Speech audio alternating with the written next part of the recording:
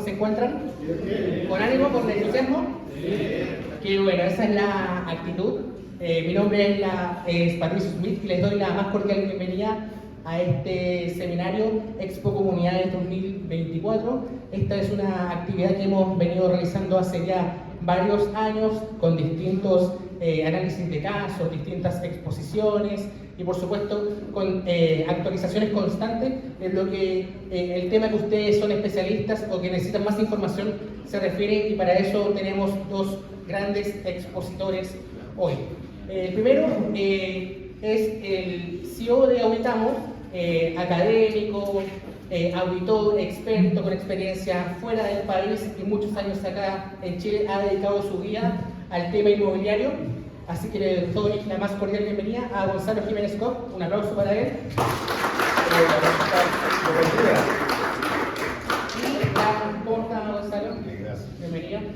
Y la segunda persona que nos acompaña hoy es una celebridad del derecho, podría decirse. Ustedes lo conocen, es un personaje de alto conocimiento público, abogado, ex fiscal jefe de delitos económicos, abogado del Consejo de Defensa del Estado, en fin, tiene un currículum. Marista, Gonzalo de Santiago, Carlos de Curicó, Instituto San Martín, Instituto Alonso Ercilla, en fin, un currículum muy nutrido y dos especialistas que dominan estos temas que ustedes requieren información al dedillo.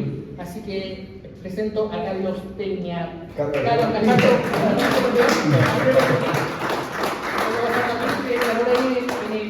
en la presentación, así que los invito a disfrutar de esta jornada, a hacer preguntas, a involucrarse en el tema, a participar activamente de lo que se va a exponer, porque las realidades que hoy día se van a mostrar son las mismas que seguramente viven ustedes en sus edificios, en sus condominios, en sus comunidades. Así que bienvenidos a esta jornada de Expo Comunidades, disfrútenla y aprovechen todos los conocimientos que aquí se van a ofrecer para todos ustedes. Que tengan un excelente día.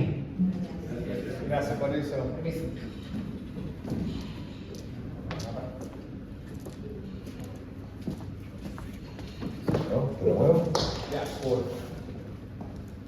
Bueno, buenos días a todos.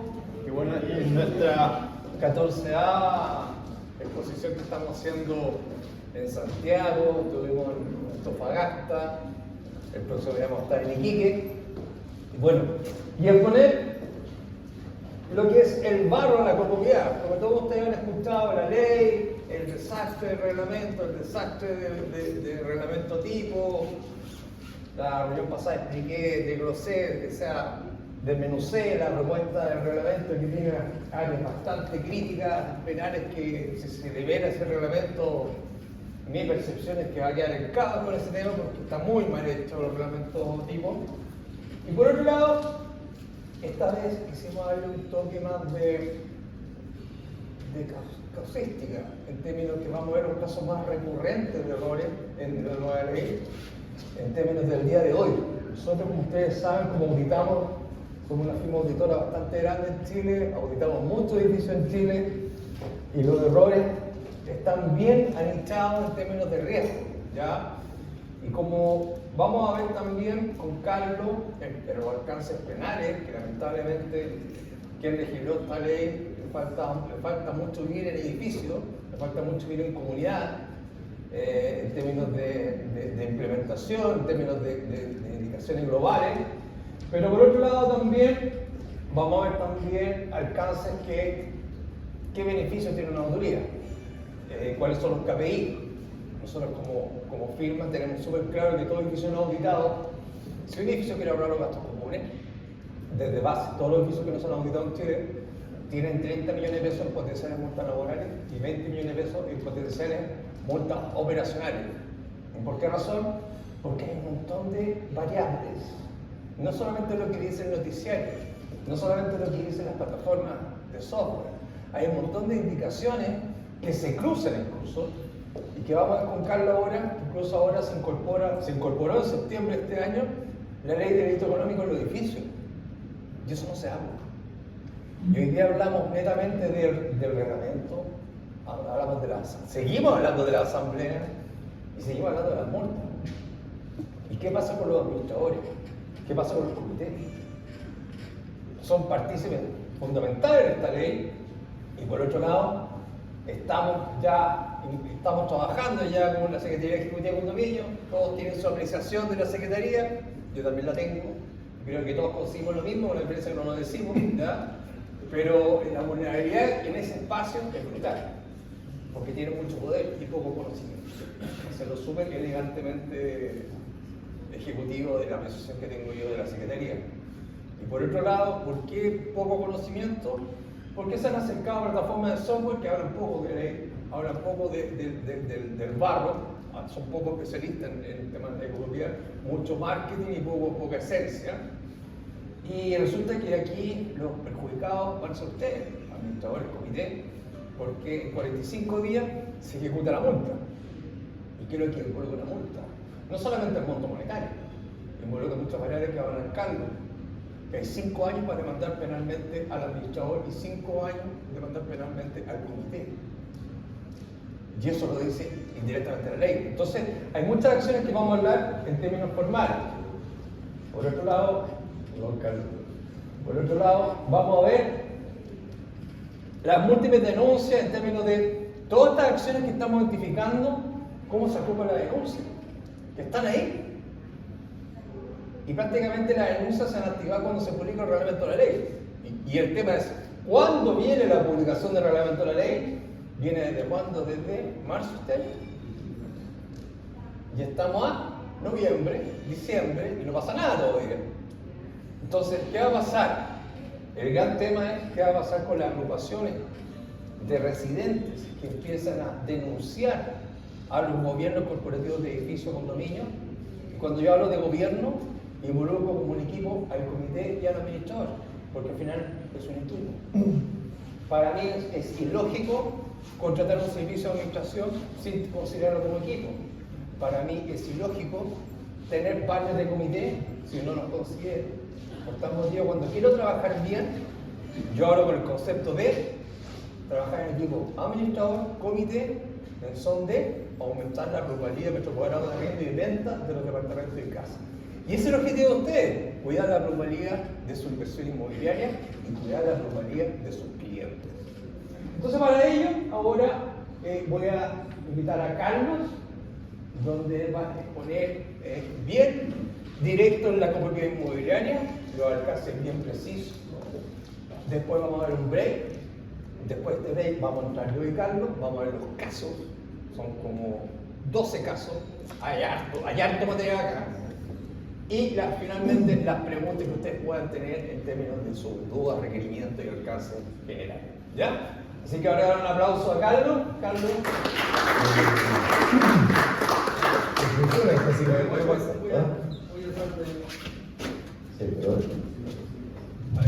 Bueno, muchas gracias por la invitación a conversar de estos temas, porque efectivamente acá se juntan, ¿no es cierto?, lo que es por una parte toda la normativa de copropiedad inmobiliaria y la manera en que hay que regular, administrar, con la normativa penal, y por eso es que Gonzalo me ha invitado a participar en esta charla, en esta conversación, a absorber dudas. No es ninguna novedad que en nuestro país en general el tratamiento que han tenido los delitos económicos en las últimas décadas no ha sido suficientemente riguroso en los casos graves, ¿no? Son demasiados los casos en que hechos que fueron conocidos por la ciudadanía de mucha gravedad terminaron con respuestas insuficientes para la ciudadanía. Desde los casos de colusión, los casos de financiamiento político, ¿no es cierto?, el famoso caso Pentas o Kimich, a otros que derivaron en las llamadas clases de ética, ¿no?, en que a las personas le dijeron, ¿sabe qué? Váyase para la casa, le vamos a hacer unas clases de ética, no vuelva a hacer nunca más esto. En casos graves, ¿no es cierto? Y eso motivó que en Chile se dictara en el año 2023 la llamada nueva ley de delitos económicos, que básicamente lo que hace es intentar sancionar más gravemente los casos de delito económico graves. No cualquier caso de delito económico, sino que casos graves de delito económico. Y entonces la pregunta es, bueno, ¿y qué relación tiene esto con la copropiedad inmobiliaria? Tiene relación, porque como muy bien decía Gonzalo, en la copropiedad inmobiliaria lo que hay es una administración de patrimonio ajeno, ¿no? Tenemos tres órganos que actúan, ¿no? La asamblea, ¿no es cierto?, que es finalmente la depositaria del poder, del dominio, de las decisiones, pero que obviamente por su número no puede actuar, y esa responsabilidad se delega. Se delega en el comité de administración, que pasa a ser como el directorio de una empresa, ¿no? Y en el administrador, que pasa a ser el gerente general de la empresa, para hablarlo en términos de empresa. Y entonces nunca hay que perder de vista aquello. Muchas veces el que administra a veces se olvida de que él está administrando un patrimonio ajeno. El administrador administra un patrimonio ajeno y el comité de administración administra un patrimonio ajeno, y por lo tanto responden por aquella administración que realicen de una manera no debida. Y ese responder puede ser una responsabilidad civil, administrativa, ¿no es cierto? Y ahí están las multas. Vamos a ver en su momento todo lo que hay de aquello, ¿no? Incluso la sanción que te pueden excluir del registro de administradores, pero también está la administración de la responsabilidad penal, ¿no? Cuando el hecho ya es muy grave, se genera responsabilidad penal. Y aquí traigo el torpedo para decirlo adecuadamente. Hay dos delitos que nítidamente puede cometer una persona cuando administra un patrimonio ajeno, y por lo tanto cuando administra, en este caso, en una copropiedad. El primero, el clásico, el de toda la vida, la llamada apropiación indebida, ¿no? A los que en perjuicio de otro, dice la ley, se apropiaren o distrajeren dinero, efectos o cualquier otra cosa mueble que hubieran recibido en depósito, comisión o administración, cometen el delito de administración, de apropiación indebida. ¿Qué es el delito clásico? Es el administrador o el comité que derechamente el dinero se lo apropia, ¿no? Un dinero que se le ha entregado para administrarlo, usando los términos legales, y la persona se lo termina apropiando, ¿no? No son pocos los casos eso, ¿no? Que el administrador se termina arrancando con la plata. Es un caso grave, es un caso grosero, ¿no? Y que configura el delito de apropiación indebida, incluido como uno de los delitos económicos que puede ser sancionado tanto a la persona natural o a la empresa que hay detrás que efectúa ese delito. Pero junto con este delito clásico o antiguo, que está desde siempre en el Código Penal, el año 2018 se incorpora un segundo delito que es más fino, ¿no? Que ya no es que te robes la plata derechamente, que es el que se denomina de administración desleal. ¿Y qué dice ese delito de administración desleal? Dice, el que teniendo a su cargo la salvaguardia o la gestión del patrimonio de otra persona, que es lo que realiza el comité de administración y es lo que realiza el administrador, ¿no? Que tiene a su cargo el patrimonio, una parte de otra persona, en virtud de ley, orden de autoridad o contrato. En general es por un contrato, ¿no? Un acto o contrato. Al administrador se le contrata, el comité es elegido, pero está administrando un patrimonio de un tercero. Y aquí viene lo importante. ¿Qué es lo que puede suceder ahí? Le irrogare perjuicio. En esta administración, el administrador o el comité le irroga un perjuicio a la comunidad, la perjudica. Chuta, es grave eso, porque puede ser por una administración negligente, irrogar perjuicio. Pero agrega un par de requisitos, ¿no? Sea ejerciendo abusivamente facultades para disponer por cuenta de ella, ¿no? Un ejercicio abusivo de facultades para disponer por cuenta de ella u obligarla, o sea, ejecutando u omitiendo cualquier otra acción de modo manifiestamente contrario al interés del titular del patrimonio afectado. ¿Por qué le hago esta diferencia? Porque aquí ya no es simplemente la persona que se robó la plata. No es simplemente la apropiación indebida, que uno estaría más tranquilo, ¿no? Porque dice, bueno, evidentemente si yo o una persona se va a robar la plata de la administración, eso está muy bien que se sancione, es un delito grave, ¿no? Pero acá la figura es más fina. Sanciona cuando tú en esa administración irrogas perjuicio, perjudicas, pero ejerciendo abusivamente facultades. Por ejemplo, un comité de administración que se arroga facultades que no tiene, o un administrador que se arroga facultades que no tiene, que son facultades, por ejemplo, de la asamblea, o el administrador que se arroga facultades que son del comité. Te arrogas facultades y haces cosas, y en esa administración perjudicas a la comunidad, o ejerciendo abusivamente facultades. Entonces,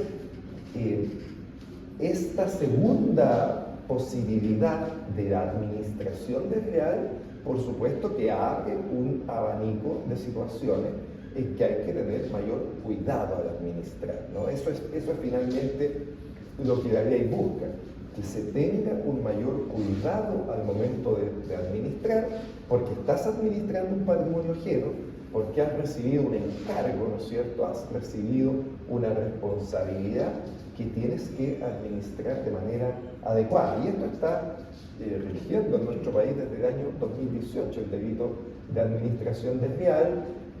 Estos cuerpos normativos toman su tiempo en ir agarrando músculo, ¿no? En que se vayan haciendo carne, en que vayamos teniendo las primeras investigaciones y las primeras condenas. Estamos en el año 2024, han habido ya algunas investigaciones y condenas, pero es algo que se va moviendo con cierta... ¿Puedes volver un segundito, Gonzalo, solo para terminar esa parte? Entonces, la ley de delitos económicos te genera esta posibilidad, ¿no es cierto? Y es aquí entonces donde toma importancia que la administración que se realice cumpla con determinadas características, controles, cuidados, lo que en general este es un término gringo que utilizamos, ¿no? Uno habla del compliance, del cumplimiento normativo finalmente, que tengamos ciertas reglas para que nuestra administración sea adecuada y nadie nos vaya a poder acusar en algún momento de estar haciendo alguna actividad ilícita, o una apropiación indebida, más grave, más nítida, o una administración desleal que puede ser más conflictiva. Ahora sí. Y cuando uno habla de esto de delitos, hay que entender lo que es la responsabilidad penal, ¿no? Y esto es fácil de distinguirlo porque en general la conducta de una persona puede generar distintos tipos de responsabilidad. La más grave es la penal, pero hay otras medias, ¿no? Los casos políticos son buenos para entender esto, ¿no? El subsecretario Monsalvo. Hay varios tipos de responsabilidad. Está la responsabilidad política. Una persona comete un acto inadecuado y se puede ejercer la responsabilidad política, que consiste básicamente en que usted pierde el cargo, ¿no? El presidente le pide la renuncia, o si es una autoridad distinta, puede suceder que el propio Parlamento le haga una acusación constitucional. Ahí se discute la responsabilidad política y básicamente la consecuencia es que la persona pierde el cargo. Si no es una alta autoridad política, porque la responsabilidad política es de las altas autoridades, está también la responsabilidad del funcionario público, que son las responsabilidades administrativas, ¿no? Una persona que actúa mal, le pueden hacer un sumario, lo pueden echar, ¿no es cierto?, de su cargo, de su trabajo. Responsabilidad administrativa. Después está la responsabilidad civil, que esa sí ya nos afecta a todos, no importando si somos funcionarios públicos o no. Si uno realiza una conducta inadecuada, a uno lo pueden demandar civilmente y pedirle una indemnización de perjuicios. Un administrador que administra mal, se le puede demandar, ¿no?, para que indemnice a la administración por su mala gestión. Y ahí el riesgo que corre es dinero, monetario. Te demandan, te piden una cantidad de dinero, la sentencia lo acoge, te obligan a de volver a indemnizar una cantidad X, 30 millones de pesos por decir algo, y si tú no los pagas te incautarán, te rematarán una propiedad, un automóvil, una cuenta bancaria, en fin, hacen efectiva la responsabilidad civil. Pero cuando estamos hablando de responsabilidad penal, estamos hablando de que esa responsabilidad la ven otro tipo de tribunales, ¿no? La ve la Fiscalía con los tribunales de garantía, y la consecuencia no es que tú pierdes el cargo, no es que tienes que indemnizar, sino que la responsabilidad penal, su característica, y por eso poníamos a esta persona esposada, es que es la única que te puede enviar a la cárcel, ¿no? No es la única solución la cárcel. En algunos casos pueden haber condenas que tú simplemente firmas, o en algunos casos puede suceder que llegues a acuerdos y que te obligues a devolver el dinero en un caso de una administración desleal y evitas la condena. Pero la responsabilidad penal tiene como elemento distintivo que en algún momento tú puedes terminar cumpliendo una pena privativa de libertad si es que eres considerado culpable, si es que eres condenado por un delito. Eso es lo que distingue a la responsabilidad penal. Es la única que te puede finalmente enviar a prisión, a la cárcel, y por eso es que está circunscrita a los casos más graves. El Código Penal, que es el que establece nuestro catálogo de delitos, ahí están las conductas que como sociedad creemos que son las más graves. Y solo esas pueden enviarte a la cárcel. Hay cosas que están mal, pero que no son delitos, ¿no? Mentir en general es una mala cosa, pero no meten presa a la persona por mentir, ¿no? Si no, imagínense si metiéramos preso a los mentirosos a la cárcel, ¿cómo estaríamos? No daríamos abasto, ¿no? Son las conductas más graves.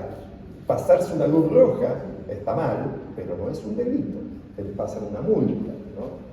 En cambio, atropellar a una persona, si es que va en estado de ebriedad, sí es un delito, y por ese tipo de cosas te vas a la cárcel.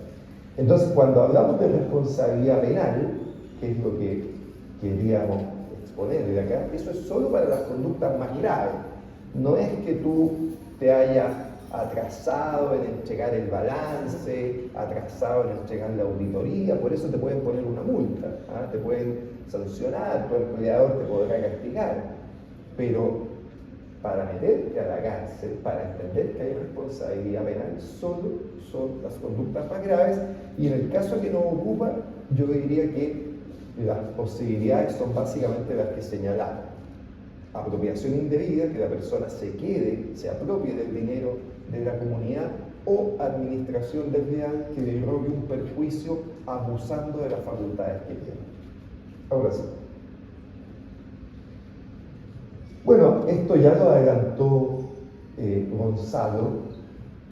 Tenemos en Chile una nueva ley de copropiedad, la ley 21.442, que viene a reemplazar a la ley 19.537, que estuvo vigente bastante años, ¿no? Algo así como 30 años estuvo esa ley vigente, y que con el avance del tiempo, de las nuevas formas de relacionarnos, de la masividad que tiene en Chile y en el mundo la propiedad, la copropiedad, la propiedad horizontal, hizo necesario reformular esta ley con varias consideraciones, ¿no? Por ejemplo, incorporando la posibilidad de que las asambleas se realicen por vía Zoom, ¿no es cierto?, de manera virtual.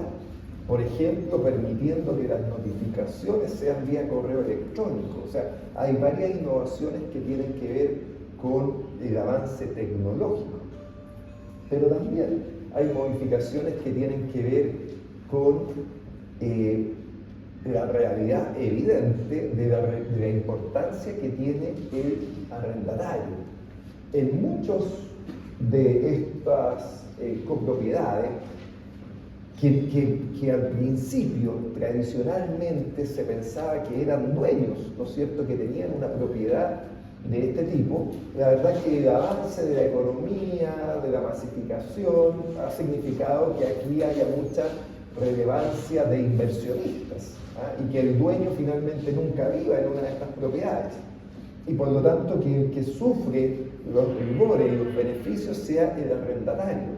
Y eso esta ley también lo reconoce. Le da un rol especial al arrendatario. El arrendatario, salvo decisiones contrarias del dueño, puede ser el que participe con plenos poderes en las respectivas asambleas, ¿no? Le da un poder especial al arrendatario.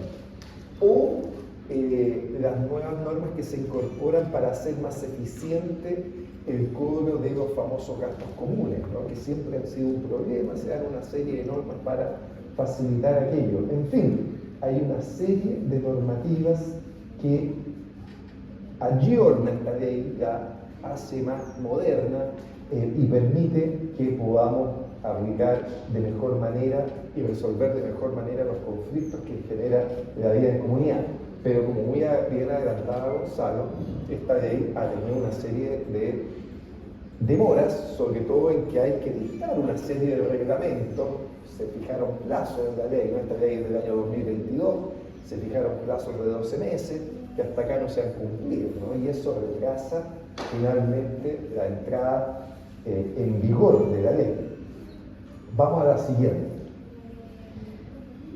Y cuando empezamos a preocuparnos de la ley, la verdad que, como lo habíamos dicho, ¿no? De que existen una serie de actos que se realizan por otros y que tenemos que tener presente esta triple instancia, esta triple personas que participan, ¿no? La asamblea, para hacer la referencia a una empresa, decíamos los dueños finalmente, los accionistas, o si habláramos de democracia sería el pueblo, ¿no? Donde reside finalmente el poder, los que tienen el poder, la asamblea.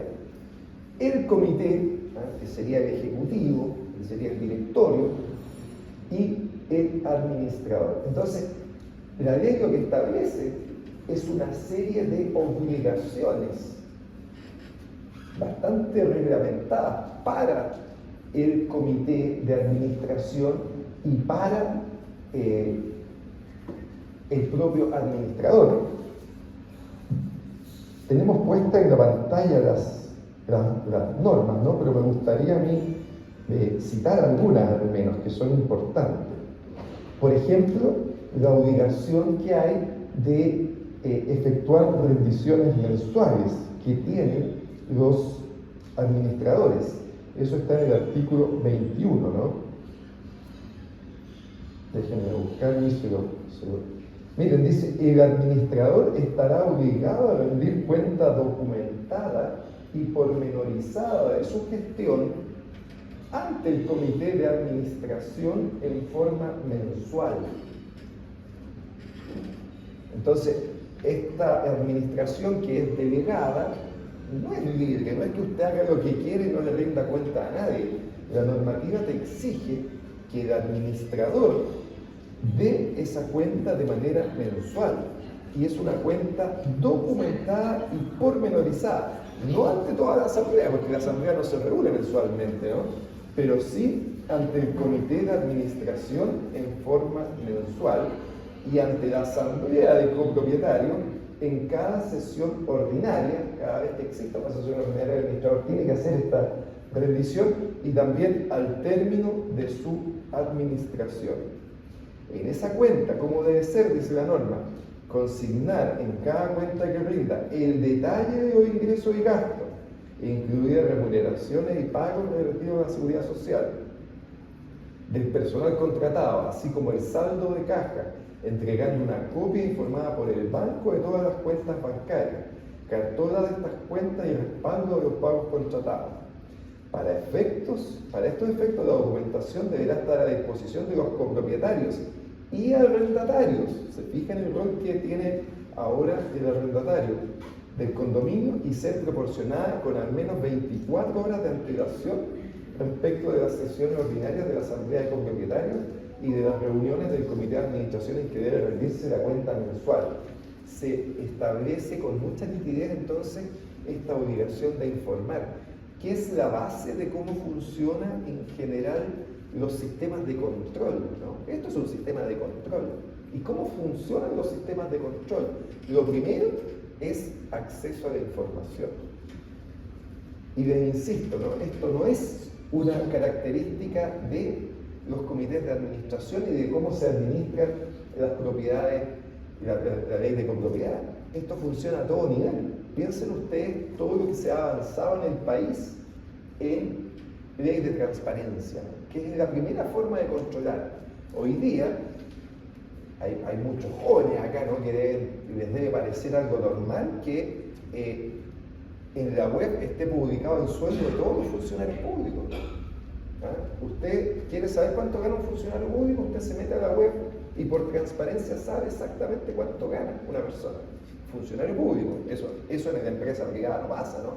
Yo no sé cuánto gana el gerente de la Coca-Cola, ni el administrador de la Coca-Cola, ni el junior de la Coca-Cola, pero sé exactamente cuánto gana el presidente de la República, el ministro de Justicia, el jefe del Servicio de Impuestos Internos, el abogado de la Municipalidad de Combarbalá.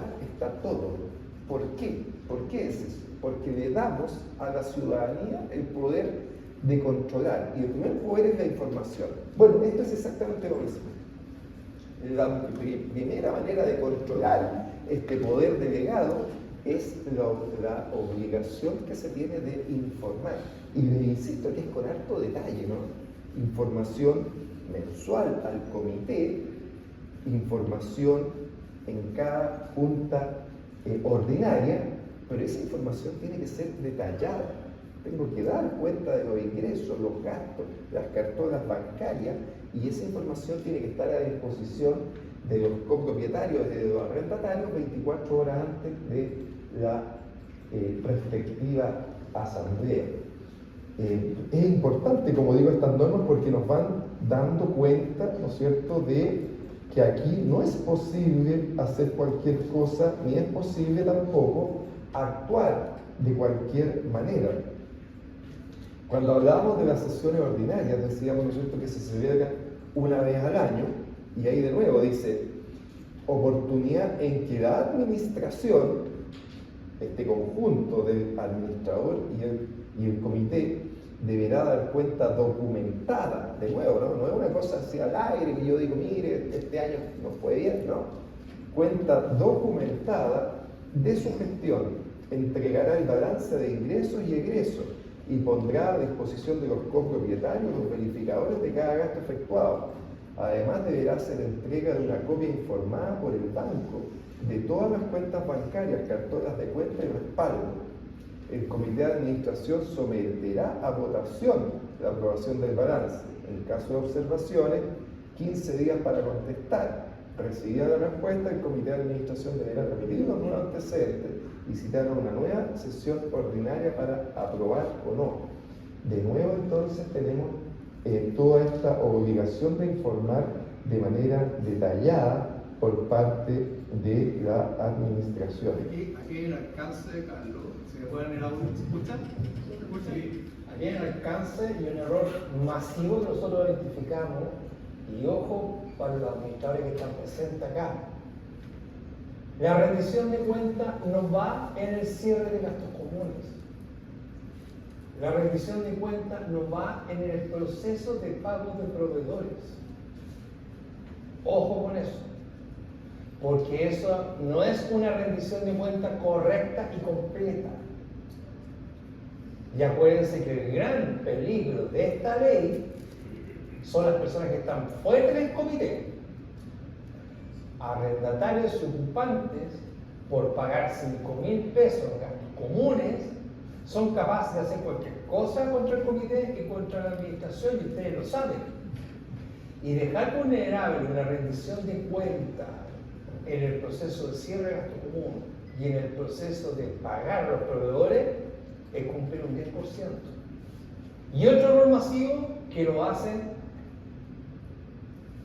deducido por un tercero, rendir cuentas, o cuando hacen un proceso de autoría, el administrador comete el grave error, que después yo termino llamándolo personalmente para callar, para que se dé cuenta que está cometiendo el error, es que dice, ahí está el acceso web al software, ahí está. Eso no es un proceso de rendición de cuentas, y menos un proceso de delegación de autoría, porque cuando se hace un proceso de delegación de autoría, el administrador rinde cuenta al comité a través de la firma auditora. Por tal motivo, el administrador tiene que presentar la documentación, y el presentar la documentación no significa entregar un acceso web al software, porque el peor de los casos, ustedes entregan acceso al software y la persona que audita, si no entiende mucho, ustedes saben también que hay muchos servicios de auditoría administración, ¿cierto? Saben de ese tema y no saben mucho de auditoría, y si esa persona que hace la auditoría la hace mal, los perjudicados es el administrador, y ahí se aplica delito económico, apropiación de día. ¿Por qué? Porque se tiende a pensar inicialmente, aquí estamos con cosas, cuando se hace una auditoría finalmente es porque hay algo y llaman a los auditores. Nosotros las firmas auditoras serias no nos interesa hacer algo, nos interesa mejorar ese algo, del aspecto positividad, no un aspecto de generar aceite hirviendo. Lamentablemente la oferta que hay en el mercado de estas ofertas de auditorías informales generan anticuerpos en ese escenario. Por tal motivo, ese punto que dice Carlos de la rendición de cuentas y, ojo, el balance que viene ahora, yo he visto plataformas de software de gastos comunes que dice balance y es un resumen de ingresos. Ojo con eso, porque no el marketing jamás va a superar la formalidad financiera contable. Perdón, Carlos, pero un punto no menor que yo veo que siempre ese punto es que hablo. Claro, hablábamos del balance y también del presupuesto anual que también hay que confeccionar, ¿no? Artículo 22. El administrador deberá confeccionar un presupuesto estimativo de las obligaciones económicas que debieran ser asumidas por el condominio en el periodo de 12 meses, considerando el promedio mensual de los gastos comunes ordinarios, uso y consumo de vengado en el periodo, proyección de gastos comunes, mantención o reparación programada en los siguientes 12 meses, etc. También esto es una obligación de que debe realizarse, ¿no es cierto? El presupuesto será remitido por el administrador al comité, primero, y al domicilio o correo electrónico de cada propietario que tenga registrado en la administración con al menos 30 días de anticipación, ¿no? Corresponderá al comité de administración aprobar el presupuesto sin perjuicio de necesidad de adoptar el respectivo acuerdo de la asamblea de propietarios en caso que el presupuesto contemple alguna materia que lo requiera. El presupuesto lo aprueba, entonces lo confecciona el administrador, lo aprueba el comité de administración, salvo algún caso excepcional. Con todo, lo señalado en este artículo se refiere a una estimación de gastos futuros cuyo objeto es posible de proyectar, ¿no? Es una estimación que se hace, por supuesto, puede tener modificaciones después. ¿En qué fecha? ¿El presupuesto en qué periodo de la fin de año? Eso se presenta en asamblea anual ordinaria, no necesariamente en diciembre. La gente cree que es año cerrado, no. Puede ser durante el ejercicio de la asamblea ordinaria del artículo 21, la anual, ¿ya? Pero ojo con este punto, que también contamina. El presupuesto, como dice la palabra, es presupuesto. Y por lo general, ustedes que están en el barro, la falla del ascensor, la falla de la caldera, la falla de la bomba, la indemnización de alguien que despidieron, un gasto extraordinario, va a provocar artificialmente corregir ese presupuesto, ¿cierto? Porque indudablemente el activo exige y ustedes tienen que cumplir con esa exigencia, porque no pueden taparlo, ¿ya? El presupuesto es un estimativo y cumple función estimativa y nada más. Si ustedes se pasan del presupuesto, no tienen nada de malo, solamente es importante que cuando haya esas variaciones, dejarlo bien claro por qué hubo la variación y indicar que hubo una reparación del ascensor, una reparación de la caldera, pero no es que sea un elemento negativo pasar el presupuesto. O sea, nadie va a tener la capacidad de chuntarle justo. Es que eso no existe. O te pasa o te queda, digamos. Eso no existe. El que está acá en la materia sabe que eso es Lo ideal es que uno ande cerca, pero que efectivamente vaya a ser justo, gastar lo que presupuestaste es muy difícil. Pero evidentemente lo ideal es que uno ande cerca, ¿no es cierto? Que se pase por poco o le falte, pero que ande relativamente bien. Y a propósito de lo que decía Gonzalo, justamente la ley también considera el famoso fondo de reserva, ¿no es cierto? En la administración de todo condominio deberá considerarse la formación de un fondo común de reserva para solventar gastos comunes extraordinarios. Este es el artículo 39 de la nueva ley. Urgentes o imprevistos. En dicho fondo siempre deberá considerar un porcentaje proporcional de dicho recurso para los pagos asociados al término del contrato personal, la famosa indemnización, el finiquito, ¿no es cierto?, el cual deberá ser fijado por la Asamblea de Copropietarios en sesión. Corresponde al comité autorizar la utilización de recursos de este fondo para solventar gastos comunes, extraordinarios, urgentes o imprevistos. El comité de administración es el que autoriza. Excepcionalmente, respecto de los gastos comunes ordinarios de mantención, la Asamblea de Copropietarios podrá autorizar, mediante acuerdo adoptado por mayoría absoluta de los derechos en el condominio, que parte de los recursos del fondo sean destinados a cubrir dichos gastos, debiendo resguardarse que no se vulnere lo señalado en el inciso final. Ojo con ese punto, perdón Carlos, pero ojo con ese punto. Porque antiguamente la ley creo que permitía cargar los fondos de reserva, ¿cierto? Y era un tema de reunión de comité, a lo más un acta, o un escrito, o una palabra, un telefonazo. Pero resulta que, ojo lo que dice el artículo. El comité, como ustedes saben, ante el artículo 17, tiene la misma facultad de la asamblea ordinaria, ¿cierto? Sin embargo, por este artículo 39, también dice que tiene que ser autorizado por la asamblea por mayoría absoluta. Y ahí queda una ambigüedad. ¿Cuál es la ambigüedad? Que el comité está autorizado, por un lado, pero por otro lado, el artículo 89 le exige que esté por asamblea absoluta. Entonces, esa ambigüedad, ¿dónde queda el pueblo? La formalidad, el compliance, como decimos nosotros. El compliance es una formalidad administrativa entre el administrador y un comité y un tercero que involucra un uso de este fondo de reserva y que está basado en la formalidad legal administrativa y en el gobierno entre el comité y el administrador validado por un tercero. ¿Y por qué digo esto?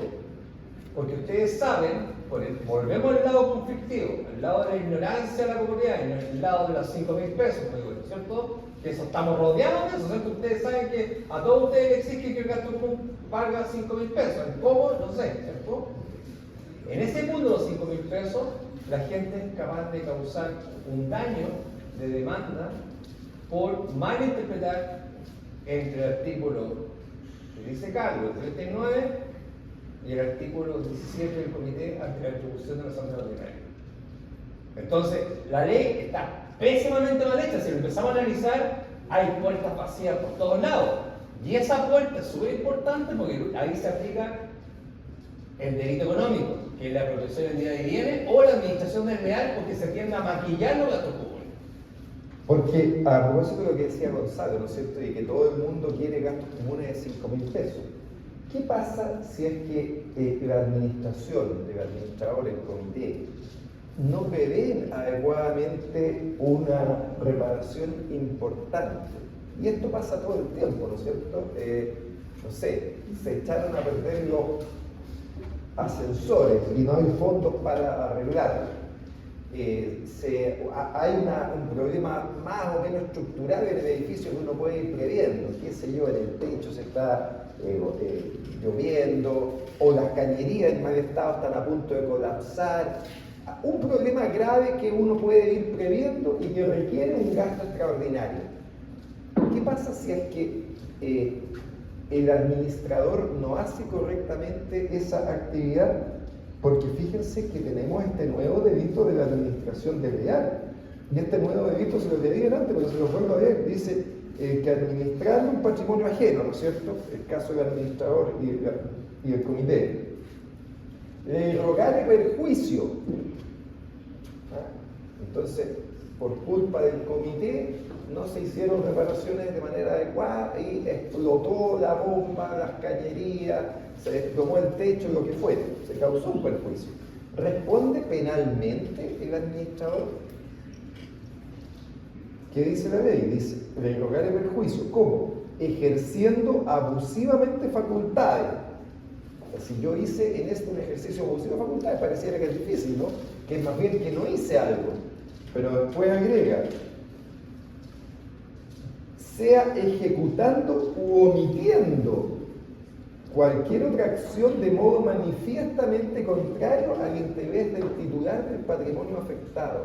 Omitiendo, repito, cualquier otra acción de modo manifiestamente contrario al interés del patrimonio afectado.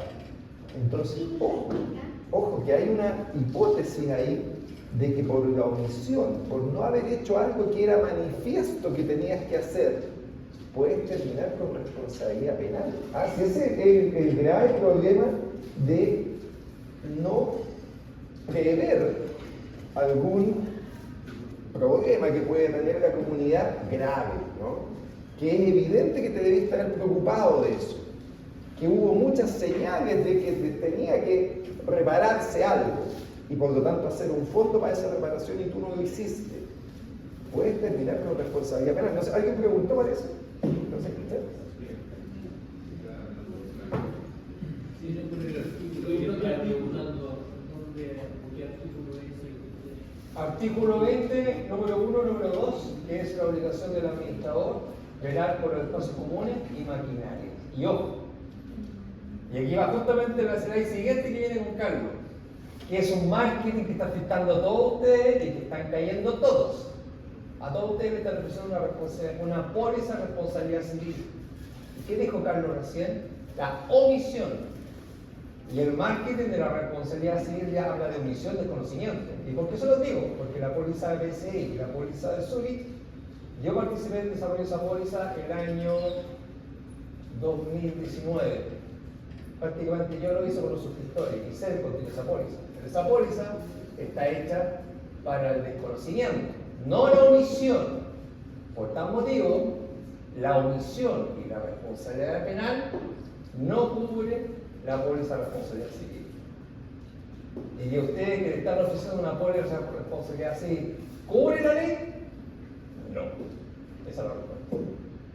O sea, por definición, una póliza de responsabilidad civil no cubre responsabilidad penal, ¿no es cierto? Cubre responsabilidad civil, pero no hay seguro que te deje afuera de una responsabilidad penal, ¿no? Eso no existe, ¿no? Tú no puedes tener un seguro por si un día matas a alguien, por si un día entras a robar a una casa y un seguro te va a salvar de eso. No, la responsabilidad penal no tiene seguro. Puede haber seguros civiles para indemnización, ¿no es cierto? Por supuesto, pero la responsabilidad penal no te cubre.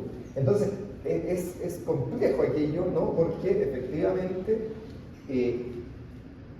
esta administración exige ponderar, ¿no es cierto?, que los copropietarios y los arrendatarios paguen lo menos posible, pero que no desatiendas las obligaciones evidentes que tiene, porque el día de mañana, cuando quede una escoba, digamos, cuando quede un conflicto grande, al primero que van a apuntar es al administrador, van a decir, oye, ¿usted por qué no se preocupó de esto si esto era algo evidente?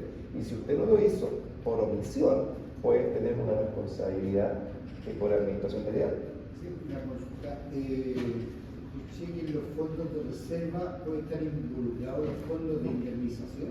Eso todo lo bueno al final, por favor, porque la presentación es bastante larga y al final las preguntas, si no nos vamos a alargar mucho. Por favor, 10 minutos más tiene el break. Bueno, junto con la responsabilidad penal de la persona natural, también lo pusimos aquí, ¿no es cierto?, está la responsabilidad de la persona jurídica, ¿no? Que eso implica que eventualmente las empresas, cuando realizan alguna de estas actividades y pueden cometer algunos de estos delitos, pueden ser perseguidas no solo la persona natural, sino que puede ser perseguida la empresa. Eso es algo que hay que tener presente como responsabilidad. Y sigue la ley estableciendo esta serie de obligaciones que veíamos, ¿no es cierto?, de rendiciones, ¿no? De rendiciones. Me había saltado antes en la lámina anterior esto de los derechos que se igualan del arrendatario y del copropietario, que es algo importante, ¿no?, que está en el artículo 5. Mira lo que dice, todo copropietario deberá incorporar incorporarse en el registro copropietario y estará obligado a asistir personalmente a los representados según se establezca. Con el objeto de facilitar la comunicación, deberán consignar correo electrónico, lo que decíamos, ¿cierto? Se incorpora el correo electrónico como un medio válido para notificar. Pero mira, dice, si el copropietario no hiciere uso del derecho de designar al representante, o habiéndolo designado, este no asiste, para estos efectos se entenderá que acepta por el solo ministerio de la ley que asuma su representación el arrendatario o el ocupante a quien hubiera entregado la tenencia de la unidad, salvo que el propietario comunique al comité y al administrador que no otorga dicha facultad. O sea, en principio va a ser interesante, no sé si es que esto de los contratos de arrendamiento hay alguna cláusula, ¿no? Pero en principio, el arrendatario, cuando no va el dueño, él puede llegar y sentarse en la asamblea, ¿no es cierto? Y que, insisto, la lógica de esto es que pasamos de un sistema de copropiedad en que los que vivían eran los dueños a un sistema de copropiedad en que los arrendatarios son muy importantes y por lo tanto la ley, los arrendadores son muy importantes y los arrendatarios, y la ley entonces le da esta facultad de que vayan, salvo que expresamente el dueño esto lo haya negado. Y por eso no sé, Gonzalo, si es que en los contratos de arrendamiento se está incorporando como Lo que pasa es que en la asamblea ordinaria, bueno, se está entendiendo mucho y la ley lo explica de esa manera, que si el dueño de la unidad no está y el ocupante o arrendatario se presenta, lo representa automáticamente. Claro. Y la única instancia es que el dueño de la unidad le entregue un no poder de representación, pero el tipo por cuidar su arriendo no va a hacer eso. O sea, en el fondo, lamentablemente se incrementa el circo romano para el administrador y para el comité, porque resulta que anteriormente se ocupaba mucho la artimaña del control del contrato de arriendo, del poder notarial, antes con la antigua ley, pero ahora como la ley abiertamente le entrega la llave, es más complejo ir a la asamblea. Por lo tanto, son más concurridas ahora. Son más concurridas y son mucho más emocionales y Más son feliz. mucho más agresivas. Más peleadas, más beligerantes. No, y más acusaciones al voleo. Nosotros recibimos indicaciones, hoy necesitamos contratarlo, ya perfecto, necesita auditar. No, necesitamos contratar para echar al administrador. No, ese no es un servicio. Pasa mucho. Y hay ofertas que se ofrecen para eso. Perdón, pero son más concurridas las asambleas siempre y cuando uno como administrador o como comité impulse una multa. No, la multa, a ver, ese es otro tema muy importante que también las plataformas han contaminado bastante. Efectivamente, las multas se pueden involucrar siempre y cuando estén en la actualización del reglamento. Todo lo que sea multa tiene que estar en la actualización del reglamento. Ustedes podrían llamar a una asamblea ordinaria, extraordinaria del juzgado provincial local, pero resulta que el juzgado, ustedes pueden indicarle al juzgado que existe con multa, pero esa multa va a nombre al juzgado, no a la comunidad. Esa es la sutileza. Pero que una comunidad cite con una multa está incumpliendo el artículo 8 del reglamento de la ley, en la actualización, porque todo lo que sea normativo con multa tiene que estar en la actualización del reglamento. Y ahí la actualización del reglamento, que viene más adelante, tiene que estar el proceso de rendición de cuentas, tiene que estar el proceso del balance, tiene que estar el proceso de actualización del reglamento, compliance. Porque si no, la puerta abierta del circo romano. A propósito de eso, Consulta, si le da poder para asistir, también le da poder para votar en la Sí, claro, a excepción de temas extraordinarios que ahí involucra un poder notarial, porque el propietario tiene que entregar un poder, en el fondo, absorbiendo su responsabilidad patrimonial en caso del tercero, y si alguien quiere ser del comité un arrendatario, también el mismo poder del dueño absorbiendo su responsabilidad patrimonial. claro, no, pero es el derecho de asistir y de votar, claro. Salvo para estos temas específicos. Entonces, para la extraordinaria no. No, tiene que ser un poder notarial. Claro, con el ordinario, si no tiene ese poder, solo puede estar pendiente. El solo hecho de estar presente, basta. Sí. Y a propósito de lo que señalaban y conversaban de las multas, no sé si vieron en las noticias que la Corte anuló una multa a unas personas por el tema de mascotas, y eran unas multas muy altas, como de 5 millones, 8 millones, una cosa así. De hecho, hubo una causa hace 2 años atrás de un enriquecimiento ilícito a través del juzgado provincial local de parte del comité y de parte de la administración por multas de mascotas. De mascotas, Y exactamente. que fueron fueron acusados por enriquecimiento ilícito y ganaron. O sea, imagínense, enriquecimiento ilícito, una multa de una hueca en la media riqueza. No, pero ahora eran como 8 millones, no sé si vieron la noticia, eran como 8 millones de pesos en total, pero multa. Pero en el medio enriquecimiento, un grupo de 5 personas más el administrador. Pero no sé qué tal enriquecimiento será. También le tuvo una modificación al tema de los animales, de permitir, no se puede prohibir. Y vamos a la última lámina, que es la que viene, que es la que decíamos, ¿no? Y que insiste con esta obligación de rendiciones ante la Asamblea. Está en el artículo 21, la rendición del balance, y que preside esa Asamblea el presidente, ¿no es cierto?, en el artículo 16. Ese es un punto no menor. El artículo 16, que se desconoce, ¿quién preside la Asamblea? Ahora no es el administrador, es el presidente o la presidenta del comité. Claro. Y como preside la Asamblea Ordinaria, recae la rendición de cuentas y recae el balance. Por tal motivo, si el administrador no rinde cuenta en la Asamblea Ordinaria y no presenta el balance, porque insisto, no es un resumen de egreso, una plataforma verde que transobra un supuesto mega balance, y eso es un egreso, y yo lo rechazo en todos lados por hacer eso, y eso es gravísimo. Eso le recae al presidente del comité en su patrimonio personal financiero. ¿Y cuánto gana un presidente del comité? Gracias, a honores, ¿cierto? Claro.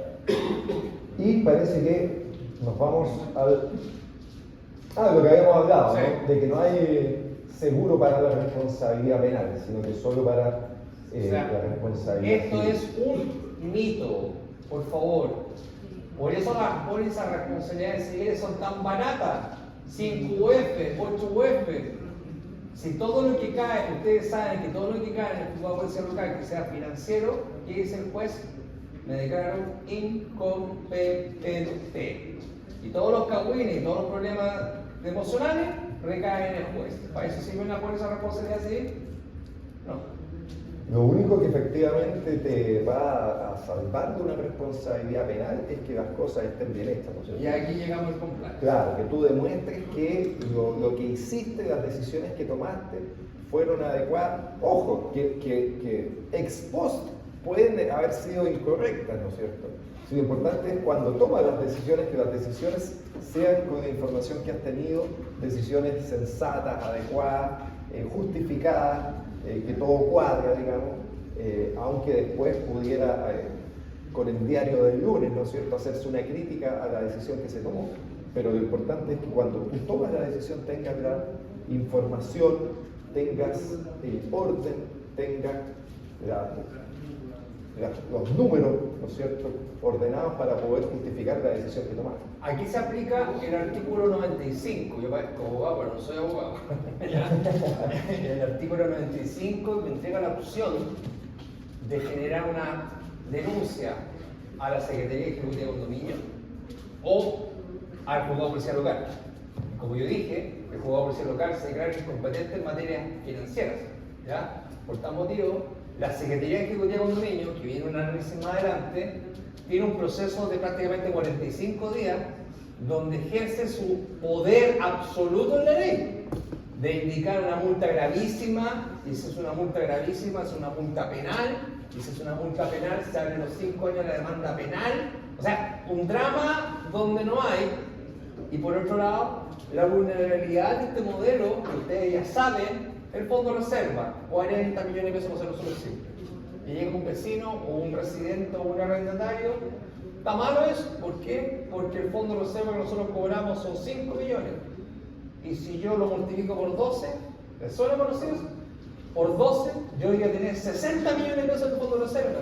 Y usted me dice que tiene 40. Lo rechazo. ¿Qué dicen ustedes?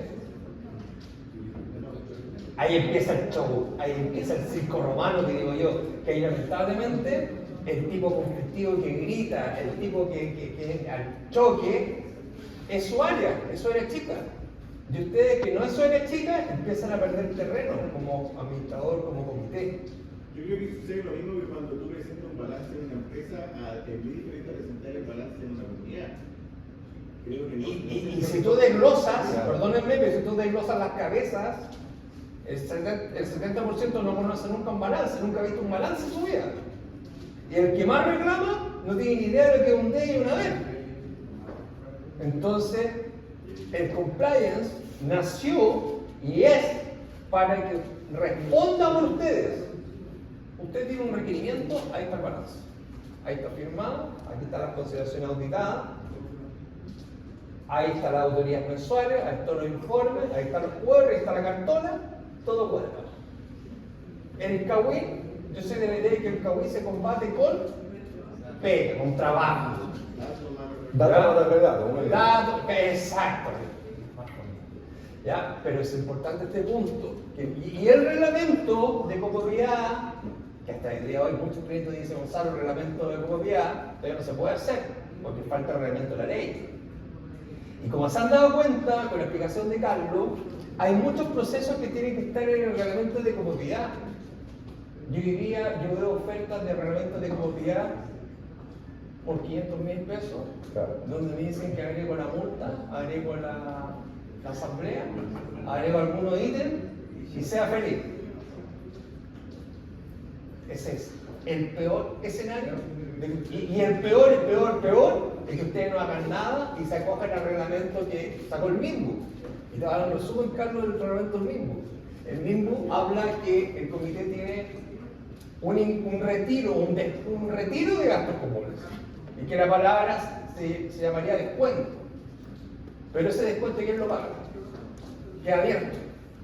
Y yo veo algunos administradores que ese descuento lo distribuyen en la borrata a todos los departamentos.